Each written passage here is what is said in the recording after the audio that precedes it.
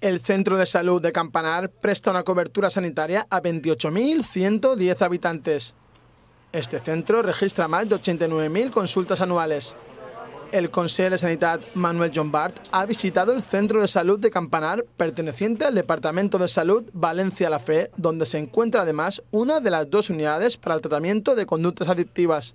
Un departamento del que atiende a 28.000 personas, se hacen 90.000 consultas al año aproximadamente, y que sobre todo lo que hay que destacar es que tiene una unidad, una UCA, unidad de conductas adictivas muy potente, dentro de las 38 que hay en la red de la Comunidad Valenciana, que atiende, el año pasado atendió a 1.940 pacientes.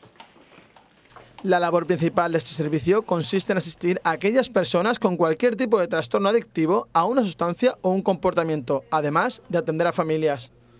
Para ellos se coordinan con diferentes áreas relacionadas con la medicina sexual, recursos asistenciales, sociales o judiciales. La Comunidad Valenciana cuenta con 38 unidades de conductas adictivas. Entre los tratamientos cabe destacar la organización de talleres y terapias de grupos.